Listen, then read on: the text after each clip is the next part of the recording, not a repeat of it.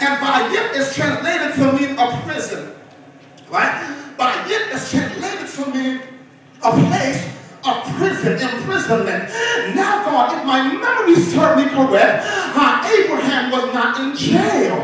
So why was you telling Abraham, why would you tell Abraham to leave your house, which in the Hebrew is prison? And what God revealed to me today, what God showed me, is that every now and then we box ourselves in, and we build our own prison. A lot of us, the reason why we're not where we want to be is not because of the devil, it's not because of your boyfriend or your girlfriend, it's because you box yourself in. You were the one that convinced you that you can do it. You were the one that cut me down. You were the one that passed away. You were the one that shut us for that. And I know it's because you have boxed yourself in. But God said to Abraham, because you have boxed yourself in, I cannot leave you with you living in the box. I cannot leave you with you having a box mentality. In order for me to take you to another level, you gotta get up out of the box. Do me a favor, y'all too quiet for me. Look at there, it's the neighbor. It's time to come out the box. It's time. That was the wrong neighbor. Turn to somebody and say, neighbor, it's time to come out the box. Yeah? You gotta get out the box. You gotta get out the box. God said to Abraham, leave your family, leave your comfort zone, leave your house. And the last thing he said is, after you leave your country, Abraham, after you leave your family, after you leave your house, then I'm going to take you to a land that I'm going to show you. The problem is a lot of us trying to make moves, but the moves that we are making does not line up with God. We're trying to do what we want to do. The reason why things don't work out in our life is because God did not give you the release to make a move. And a lot of us become overnight sensation and get all gas in our head and think that we all that and begin to step out without God releasing us. And every now and then when you step out ahead of God, you're going to get in trouble. But the thing about Abraham is that he waited on God. First lady from the throne, that she don't mind waiting, because there is a blessing that comes when you wait.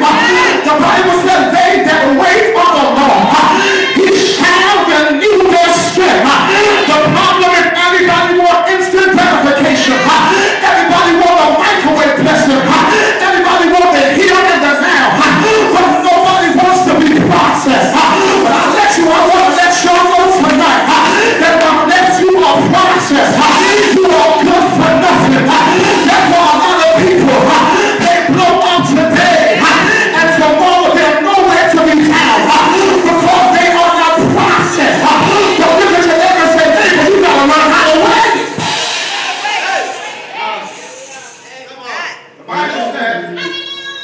The Bible said that God told him, get up, leave your country, leave your house, leave your family, and go to a place that I will show you. He said, and once you get there, I'm going to make you into a great nation. He said, I'm going to bless those that bless you, and curse those that curse you. Jacinta, I have a problem. I have a problem because according to Genesis chapter 12, verse 4, God told Abraham, now go to a place I'm going to show you, and I'm going to make you into a great nation. All right? After that, the only time we heard about Israel being a nation was them being enslaved. So in Genesis chapter 12, verse 4, God said, get up, and I'm going to make you a great nation. The next time we heard about the nation of Israel was in Exodus, and they were in slavery. I have a problem, God, because you told me I was going to be blessed, but you did not say nothing about me going through the struggle. Yes? You told me I was going to be on top. You told me you're going to open up the windows of heaven. You told me I can do all things through Christ that strengthens me. You told me I'm the head and not the tail. You told me greater is he that is in me than he that is in the world. And after you told me what you told me, I believe in you, God. I trusted you. I relied on your word. I began to walk on faith. And after I left my comfort zone, after I left my family, after I left my friends, watch this, trust in God, I walked into trouble. After I left my comfort zone, I left the place where I for this. He chose Abraham. Abraham was drafted. And after God put Abraham out of his comfort zone, all of a sudden now in in Exodus, Abraham is enslaved. And they were enslaved for 400 years. And the Bible said they begin to complain, they begin to cry, they begin to get mad because God, this was not a part of the plan. You did not tell me that I was going to go through what I was going to go through. You know what we do. We cry, we complain, we bicker. God, I didn't know that he was going to break my heart, God. I didn't know she was going to be that grimy, God. Where is the money to pay the bill? I can't see my way through. And the Bible said that God, watch this, he took Moses. Now you will understand that Moses lived in Pharaoh's palace. And the Bible said God took Moses from the palace, brought him down, took him in the wilderness, and brought him back to save Israel. Can I tell you something? God is so awesome that he can take great people to come down to our level just to bless us. That's the God we serve, where he will take somebody in a high position, bring them down just to connect with you to bless you. And the Bible said that Moses came, and y'all know the story. I'm gonna move quickly now. Moses came and he brought them out of Egypt. And as they were journeying out of Egypt, they began to sing, they began to praise, and they began to worship. And the Bible said they came to a crossroads. They came to a point where there was a Red Sea in front of them. They looked to the left, nothing but mountains. They looked to the right, nothing but mountains. They looked behind them, Pharaoh and his army was coming. God, in Genesis chapter 12, you did not tell me about this. And now I'm in a place where I'm surrounded. And that's the story of our life. God, I'm in a place where I'm looking in front of me, I see nothing but bills. I look to the right, nothing but heartaches. I look to the left, nothing but headaches. I look behind me, my haters are coming to try to take me over. God, you did not tell me about this. And the Bible said that as Moses was standing there confused, and the people were getting mad at him, Moses said to God, God, what do I do now? And the thing I like about God, God said to Moses, what is in your hands? And that's the word I want to release in somebody's spirit tonight, that your deliverance is in your hands. Moses had the keys to his success all along, but he did not recognize Jacinta, that, watch this, his success was not going to come in a man. His success was not going to come in a college degree. His success was not going to come with friends because they're so tiny.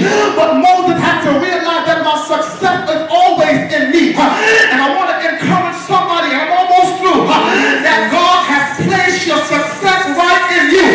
Stop depending on other people to do for you what you can do for yourself. I'm at a point now in my life that I did not realize how much I needed God until he was all that I had. My friends walked away from me. People began to fall me or accuse me. Everybody gave up on me. But like David, I learned how to encourage myself.